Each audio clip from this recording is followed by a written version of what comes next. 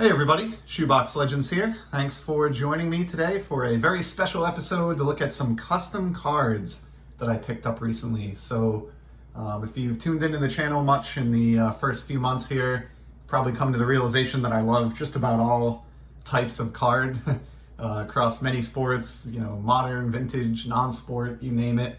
And included in that would be custom cards. I don't limit myself to, officially licensed stuff that's been produced by Topps and Upper Deck and Panini and those types of companies, soon to be Fanatics. But I also enjoy the artwork and the cards created by friends of mine in the community and in the hobby. So I've shown some of this type of stuff before in the form of like Helmar cards, which I have others that I'll show. Here's a great one that I put up for just background purposes. This is a fantastic Xander the Great 1990 Topps-based custom that my buddy JT, Triple Crown 24, created for me and sent over to me in the early days of the YouTube channel here. So I cherish that one and keep it handy on my desk here. Thought that would make a nice backdrop for today's video because we are going to look at a small batch of custom cards that I landed from a longtime hobby friend of mine. So these are from Gregory, who here on YouTube and on his blog goes by 9 Pockets as his username. He's a great guy. We've known each other. He followed my sports card blog before I switched over to YouTube for a couple of years or maybe even a few years now. And likewise, I'm a supporter of his blog and what he does over there. But in addition to being a collector, Gregory has a tremendous amount of artistic talent, and he does some really cool custom cards. And he's shown these off on his blog over the years. And as you'll see in a minute here, there's all types of subjects that he covers in his custom cards. But until recently, they were in electronic format only. So he's displayed a lot of his custom work on the blog over the years. I've always commented that I enjoy his stuff and that he should consider, printing physical cards at some point, and that if he ever does, please let me know because I'd be interested in some. And just recently, a few weeks back now, heard from Gregory that he had finally taken the step and created or put some of his artistic creations into print and created some actual cardboard, some 9 Pockets custom cards.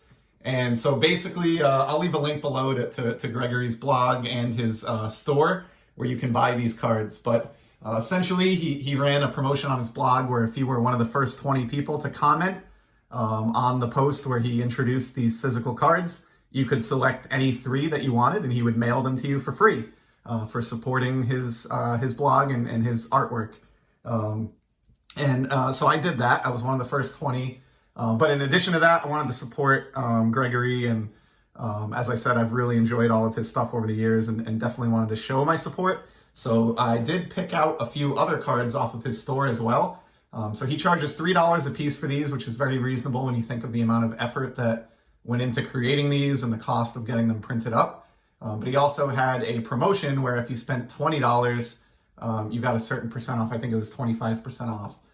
So I picked out 7 singles myself just to kind of creep over that $20 mark and qualify for that discount and show Gregory a little bit of love. So I want to get to all these cards today and basically show you what I ended up with. This does not represent the entirety of the subject matter that Gregory has available, so I would highly encourage you to visit his store. But I started off with a trio of cards from a show that I absolutely loved. My dad, if he watches, he'll get a kick out of these because he was a big Mr. Bean fan when we were growing up as kids and introduced us to the show at a very early age. It's sort of one of the many shows, alongside Monty Python and others that developed my interest in British humor. So I love Mr. Bean. I actually have the DVD box set of all the Mr. Bean episodes. I just find Rowan Atkinson to be a hilarious guy. And Greg did a nice set of customs, or Gregory, I apologize, based on the episode where Mr. Bean is going for a drive in his infamous tiny yellow car. So I like the design here. You can see like the wheel-based 9 Pockets 2020 theme that Gregory went with. Fantastic photograph here, and I love the alliteration of parking predicament as the card title. Great stuff. I don't own any Mr. Bean cards. in my collection prior to receiving these. Here is the back, so did a nice job with these. They sort of have an ornate, Allen and Ginterish or Gypsy Queen type feel to the back, just indicating that they're from the 9 Pockets Custom Cards series. And this is Mr. Bean Part 1, and you can see I didn't recognize this, not being a racing fan, but this design is actually based on the 1988 Max race card set. So great job by Gregory on the backs here to kind of give a little bit of info on where the inspiration behind the design came from. And these feel fantastic in hand. Just want to comment on the texture here. Wherever you chose to have these printed, Gregory, they did a great job. They really have the feel and density of a traditional like Topps cardboard card. So really, really good job. I would say A+ with your first round of getting some of these printed. So we'll leave Wrinkle Nose Rowan Atkinson up in the background there. And I have 2 others that were from the same episode, picking out 10 of these. Just being such a big Mr. Bean fan, I wanted to make sure that I included those that were available. So here's another one, Finding a Vacant Spot, from the same series, and again, based on the same 1988 Max racing design.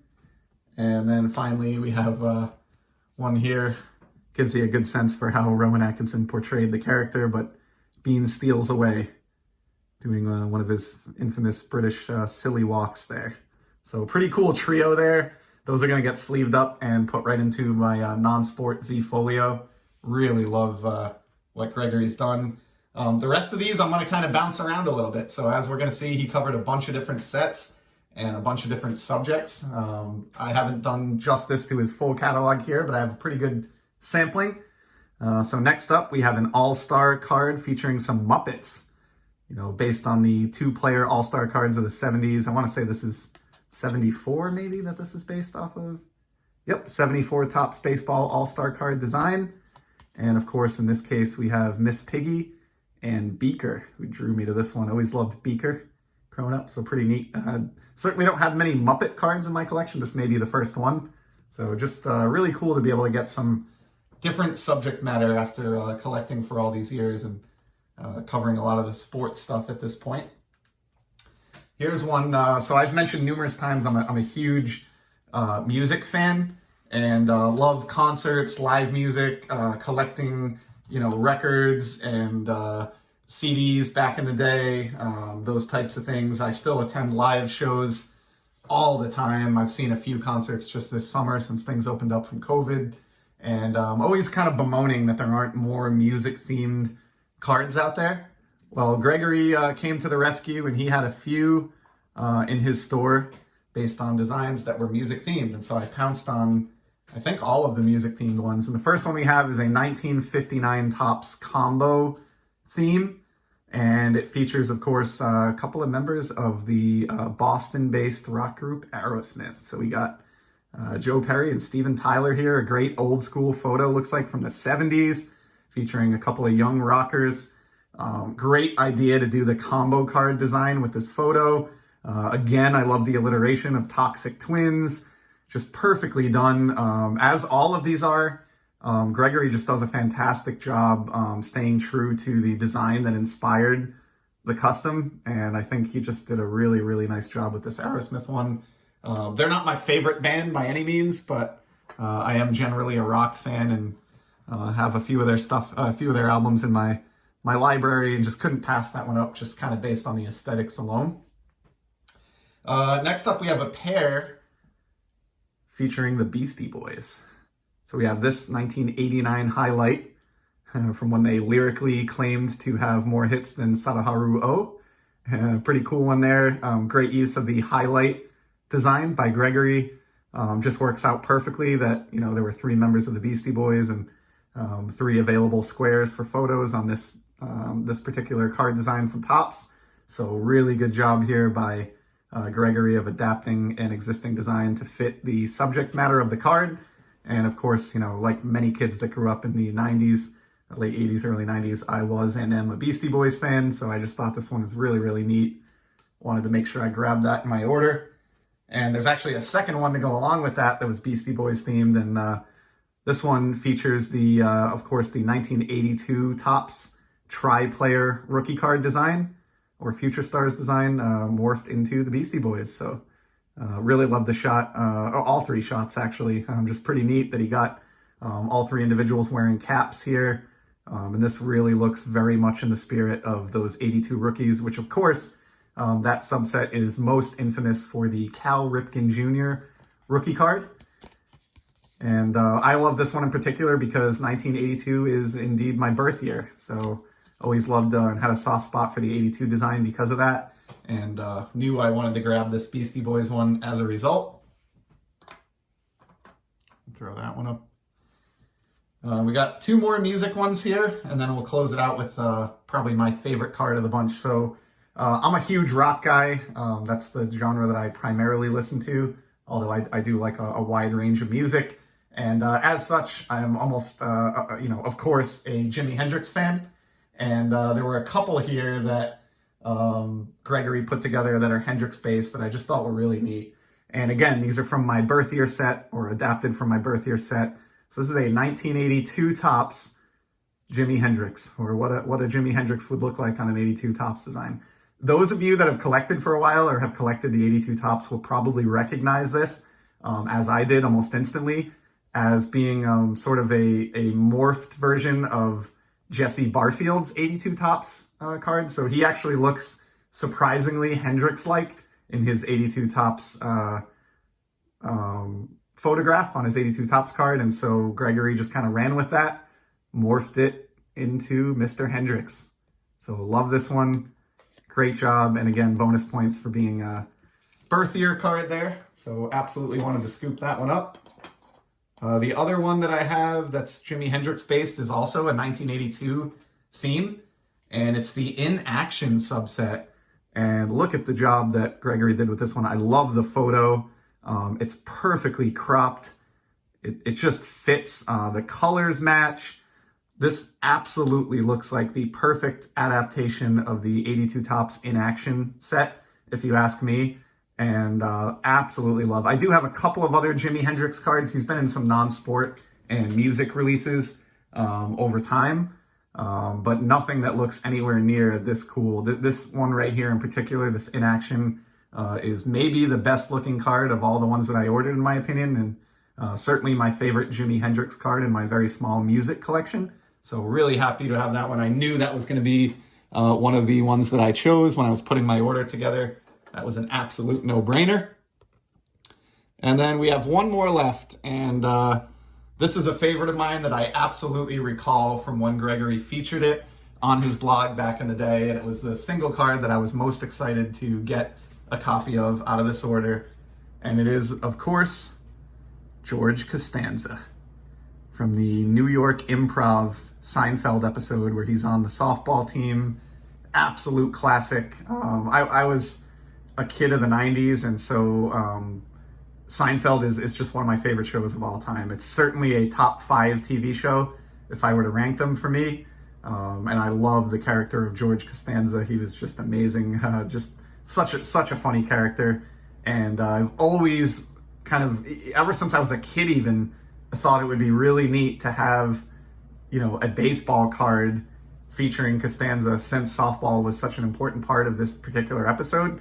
And Gregory, made those dreams a reality with this custom. And this is obviously based on the 1956 Topps design with the action photo in the background and the profile photo in the foreground.